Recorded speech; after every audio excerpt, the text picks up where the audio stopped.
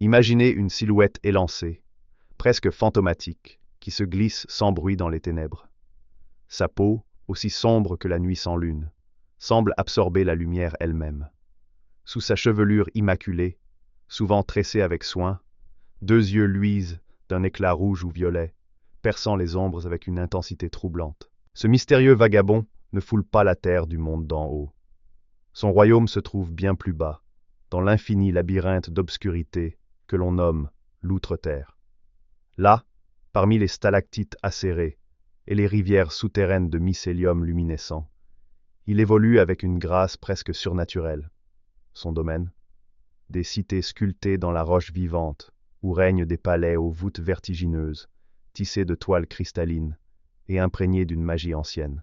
Mais ne vous laissez pas tromper par sa prestance. Sous son masque de raffinement se cache un esprit rusé, calculateur, nourri par une société où trahison et manipulation sont monnaie courante. Les lois qui le gouvernent ne sont pas celles de la compassion, mais celles de la force et du pouvoir. Il sert souvent une divinité cruelle, une maîtresse arachnéenne qui exige de lui une loyauté aveugle et des sacrifices impitoyables. En surface, son nom n'est prononcé qu'avec crainte et mépris. Les peuples d'en haut le considèrent comme une menace tapie dans l'ombre, un prédateur insaisissable dont l'existence même est un danger.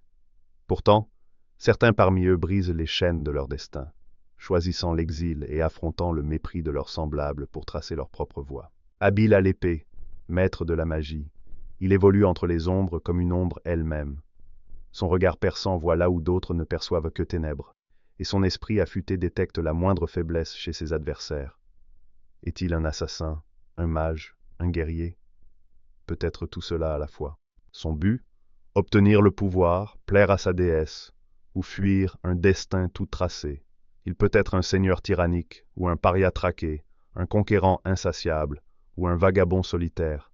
Mais quoi qu'il en soit, une chose est sûre, il est craint, respecté et redouté. Je suis un elfe des profondeurs. À la semaine prochaine pour une nouvelle créature.